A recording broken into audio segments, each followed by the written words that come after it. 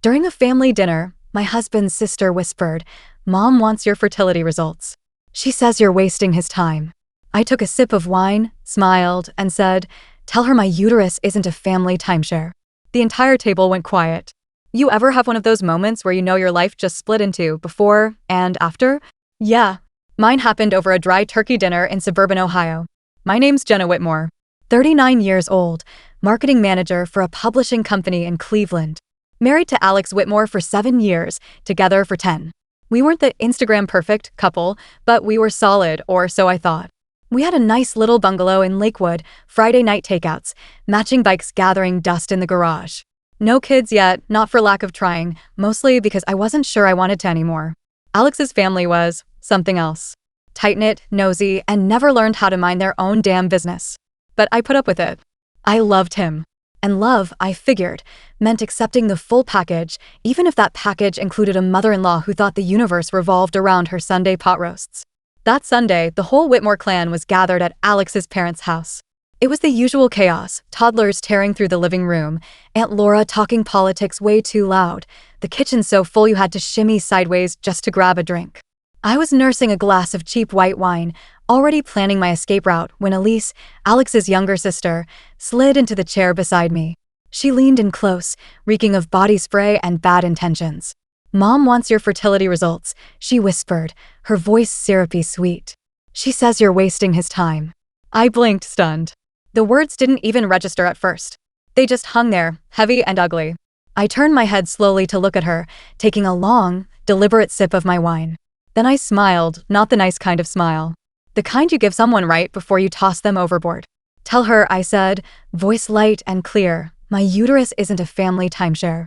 Elise's mouth snapped shut. The entire table, which up until a second ago had been buzzing with noise, went dead quiet. You could have heard a damn fork drop. Across the table, Alex froze mid-bite, his fork halfway to his mouth. His mother, Gloria, queen of the passive-aggressive empire, stared at me like I'd just stripped naked and started singing show tunes. No one said a word. I finished my wine in one long swallow, set the glass down neatly, and stood up. "I'll be in the car," I said to Alex, my voice steady. And then I walked out, my heels clicking against the tile floor, my heart pounding hard and fast. I sat in the passenger seat, staring out at the dark street, my arms folded tight across my chest. 5 minutes later, Alex slid into the driver's seat. He didn't start the car. Instead, he just sat there, hands on the steering wheel, staring straight ahead. "What the hell was that?" he said finally, his voice low. I turned to look at him, my anger simmering just below the surface. "You heard what your sister said," I said. "Your mother wants my medical records, Alex. She thinks my body is her business." He scrubbed a hand over his face. "She didn't mean it like that." I laughed, short, sharp, humorless. How else could she possibly mean it? He didn't answer. Because he knew. And that was the moment I realized something I'd been trying not to admit for a long time. Alex would always choose them over me. Some moments in life carve themselves so deep into your memory that you can almost feel them years later. For me, it was a family dinner in suburban Ohio, sitting around a too long table with people who smiled with their mouths, but not their eyes. My name's Jenna Whitmore, 39 years old, marketing manager for a publishing company in downtown Cleveland. Married to Alex Whitmore, the golden boy of his family, for 7 years. We lived a pretty simple life in Lakewood, in a cozy little 2-bedroom house with a fixer-upper backyard I never had the time to fix up. Friday nights were pizza and Netflix. Sundays were family days, which meant trekking out to Parma to sit through Gloria Whitmore's overcooked roasts and passive-aggressive comments. I had gotten used to it, I thought. The way Gloria sighed dramatically anytime I mentioned work. The way Alex's sister, Elise, would chirp about when we'd have a baby like it was a subscription service we forgot to renew. Most days I could block it out. Smile, nod, sip my wine, and count the hours until I could leave. But not that night. It was supposed to be a special dinner, Gloria's words, because Alex's cousin Brody had gotten engaged, and they wanted to celebrate. I spent the drive over trying to psych myself up. Smile. Play nice. Pretend you don't hear the digs. When we pulled into the driveway, the front yard was already full, cars crammed onto the grass, the porch lights spilling yellow onto the sidewalk. Inside, the house smelled like burnt onions and stale perfume. The noise was deafening. Kids running in circles. Gloria barking orders from the kitchen. Uncle Rob shouting about football scores from the living room. I plastered on my best fake smile and squeezed Alex's hand. Let's get this over with, I murmured. He squeezed back, but he didn't look at me. He never really looked at me anymore. Dinner was the usual mess. Lumpy mashed potatoes, watery green beans, and endless small talk. Elise slid into the seat next to me halfway through the meal, smelling like she'd bathed in vanilla body spray. She leaned close, her blonde hair brushing my shoulder. Mom wants your fertility results, she whispered, sugar sweet. I blinked, stunned. What? She smiled wider, like she was doing me a favor by saying it softly. She says you're wasting his time, Elise said, tilting her head toward Alex. I sat there for a second, the words ringing in my ears. Wasting his time. Like I was a broken appliance he needed to replace. I felt heat rise up my neck, my face burning. I turned slowly to look at her, forced a smile onto my face, and reached for my wine glass. I took a long, deliberate sip, the cheap white wine tasting metallic on my tongue. Then I set the glass down carefully and said, loud enough for the whole damn table to hear, tell her my uterus isn't a family timeshare. The words dropped into the room like a grenade. The chatter stopped. Forks paused halfway to mouths. The toddler who'd been banging his sippy cup against the table froze, eyes wide. Across from me, Gloria's face went stiff, her mouth pinched so tight her lipstick cracked. Alex's fork clattered onto his plate.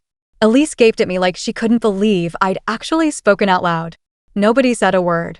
I stood up, smoothing down my skirt with shaking hands, and turned to Alex. I'll be in the car, I said, voice steady. He opened his mouth, maybe to argue, maybe to apologize, but I didn't wait to hear it. I picked up my purse, walked to the front door, and stepped out into the cool night air. I sat in the car, my hands gripping the steering wheel, my heart pounding. My body was buzzing, part rage, part heartbreak, part pure disbelief. I stared out at the dark street, the glow of the porch light spilling onto the lawn. What the hell had I been doing all these years? Bending myself into pretzels to fit into a family that never wanted me? Not really. 5 minutes later, Alex slid into the driver's seat, slamming the door harder than necessary. He didn't start the car right away. He just sat there, breathing heavily, staring straight ahead. What the hell, Jenna? He finally said. I turned to look at him, my anger simmering just under the surface. You heard what she said, I said. He shook his head like I was the crazy one. You embarrassed my mother. In front of everyone. I laughed, a short, sharp sound that didn't feel like me. Your mother embarrassed me, Alex. She sent your sister to demand my medical records like I'm some kind of incubator. He dragged a hand through his hair, frustrated. You know how she is, he muttered. She didn't mean it like that. How else could she possibly mean it? I snapped. He didn't answer. Because he knew. He knew. And he hadn't said a word. I stared at him, really looked at him, and felt something crack wide open inside me. All the excuses I'd made. All the times I let things slide because it was family. The way he always went along with them, never once standing up for me. Not when Gloria called my job cute. Not when Elise made backhanded comments about real women being mothers. Not when the invitations to family trips started mysteriously leaving my name off. I realized something then. Alex didn't want a partner. He wanted someone who fit into his family's perfect little mold. And if I couldn't or wouldn't fit, they'd break me until I did. Or they'd replace me. Drive, I said quietly. He hesitated. Now, Alex. He started the engine and pulled away from the curb. The drive home was silent, the kind of silence that fills every corner and weighs down your chest. When we pulled into our driveway, I didn't wait for him. I got out, slammed the car door, and headed straight inside. He followed a few minutes later, dropping his keys onto the kitchen counter with a loud clatter. You're overreacting, he said, his voice tight with anger. I turned to face him, feeling oddly calm. No, Alex, I said. I'm finally reacting.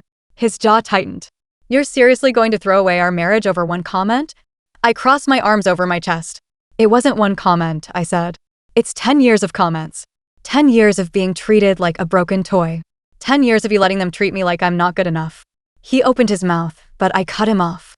I'm done, Alex, I said. The words hung there, heavy and final. I want a divorce. Alex just stood there, blinking at me like he couldn't understand the words coming out of my mouth. You don't mean that, he said finally, voice tight, desperate.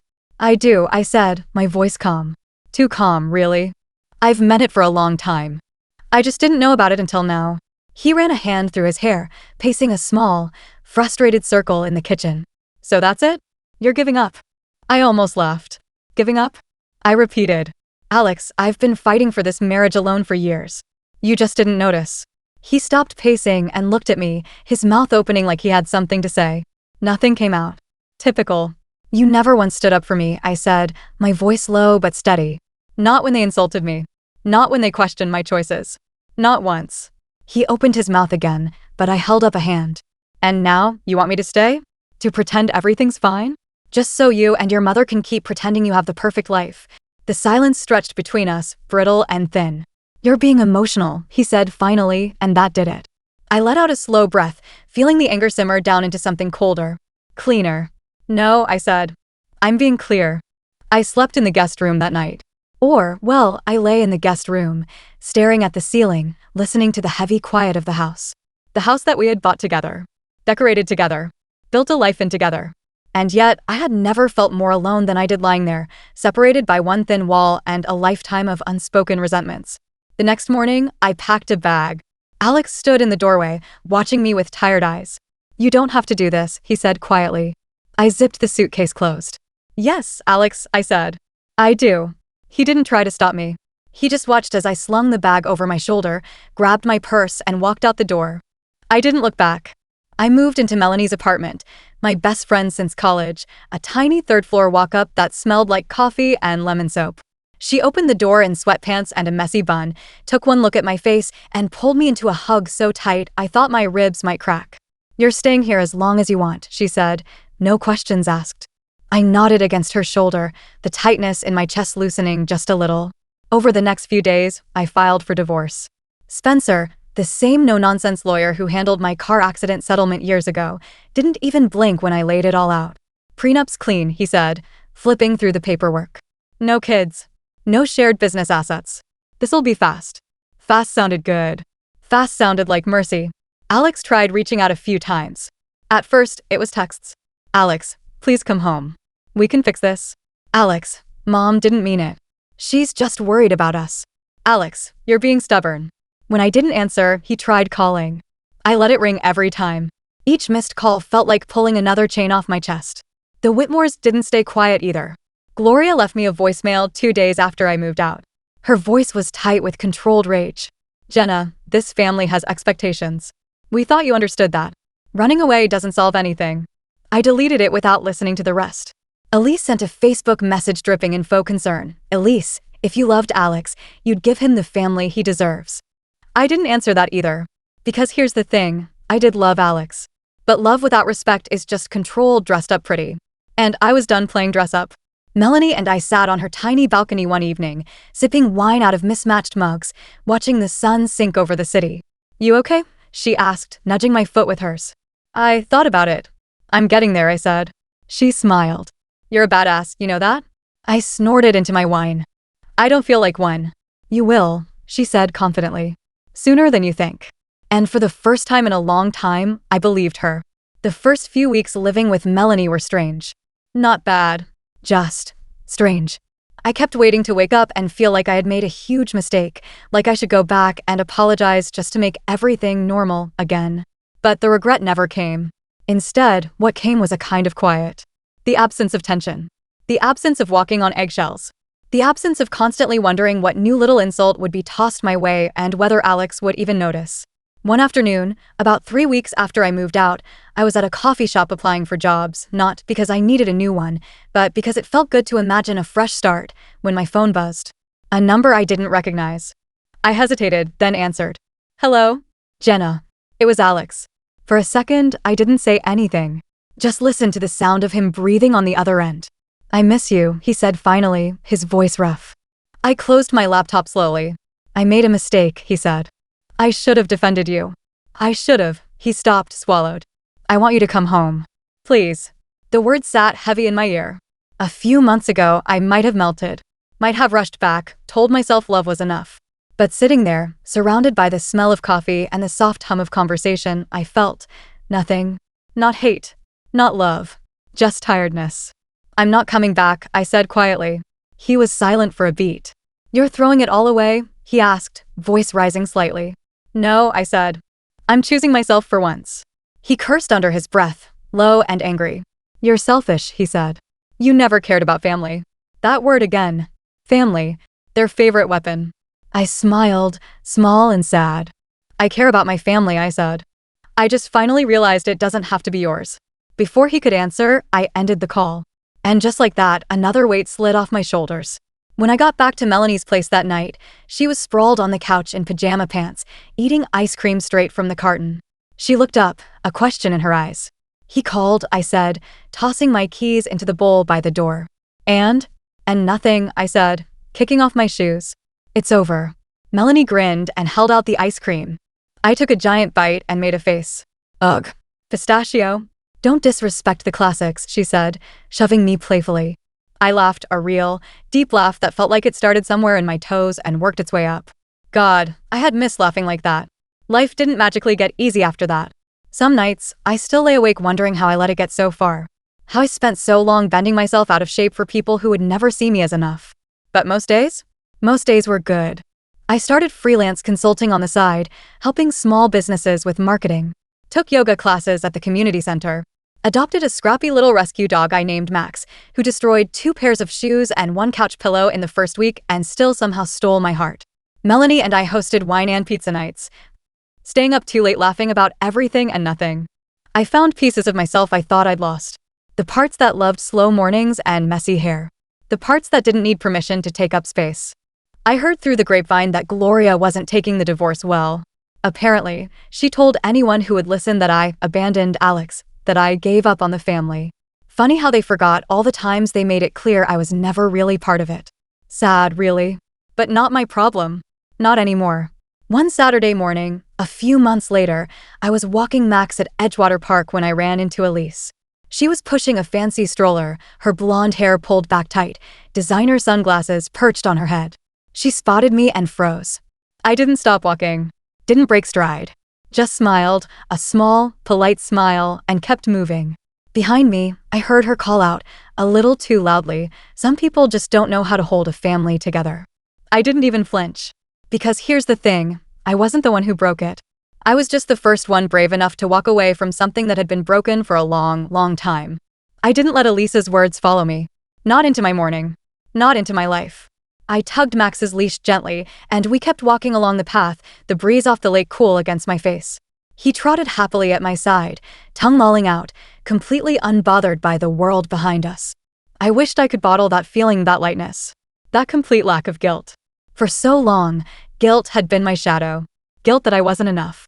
Guilt that I didn't want the life everyone else thought I should. Now I realized that guilt had never been mine to carry. Later that afternoon, I met Melanie at our favorite diner, an old place tucked between a laundromat and a bookstore, where the coffee was always burnt, but the pie was worth it. She was already there when I arrived, flipping through a magazine, her iced tea sweating onto the cracked Formica table.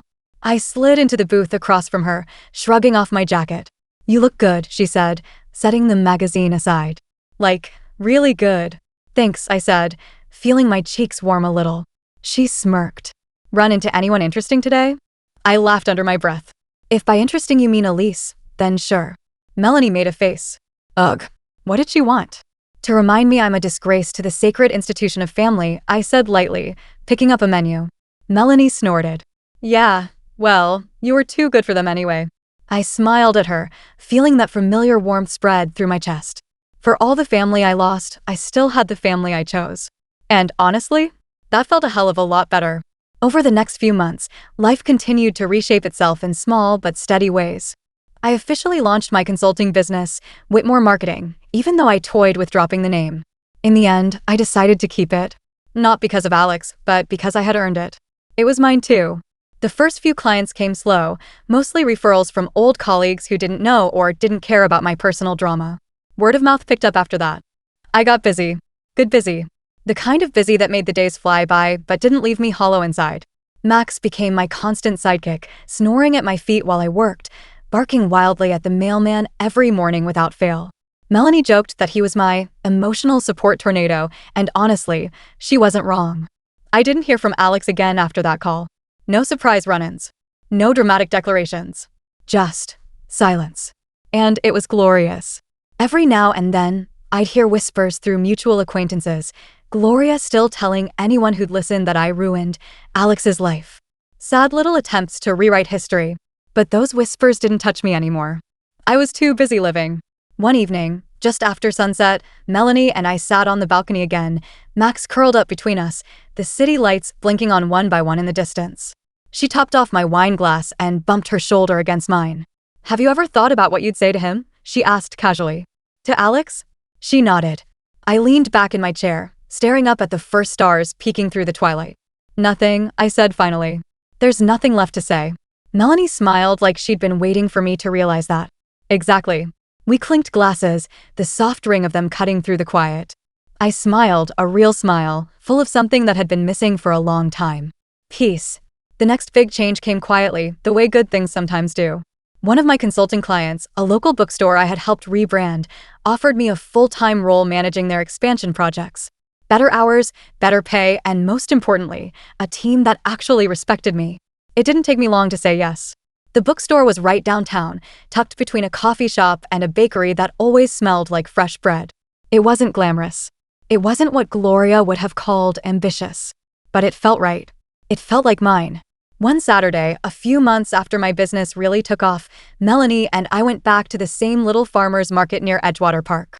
Max trotted along beside us, tongue lolling out, tail wagging at everyone who so much as glanced his way. As we browsed the stalls, I spotted Alex. He was standing near a booth selling handmade soaps, a brown paper bag dangling from one hand, looking thinner, older, tired, sad. For a moment, he caught my eye. He hesitated, shifting awkwardly like he didn't know whether to wave or pretend he hadn't seen me. I just smiled. A small, calm, distant smile. And kept walking. No anger. No sadness. No bitterness. Just nothing. Melanie bumped my arm gently. "You okay?" "I'm good," I said, and I meant it. We bought fresh flowers and homemade jam, wandered down by the lake, watched Max chase a duck into the water, and then immediately regret his life choices. We laughed until our sides hurt. I didn't think about Alex again. Later that night, I sat out on my balcony with a glass of wine, watching the city lights shimmer. Max snored at my feet. The divorce was finalized. The papers filed and stamped. A clean break. Official. Done. In the end, I didn't need to yell. I didn't need to slam doors or burn bridges. I just needed to leave. To choose myself. To build something better out of the pieces they said weren't good enough. And I did. Maybe they still talked about me. Maybe Gloria still told her friends I was selfish. Maybe Elise still whispered about me at family dinners. I didn't care. Because here's the thing. You don't need to destroy someone to get revenge. You just need to live so well that they can't help but see everything they lost when they tried to break you. And the best part? You won't even be looking their way anymore. I sat back in my chair, lifted my glass to the night sky, and smiled. To new beginnings. To peace. To choose myself every single day. And never, ever again apologizing for it.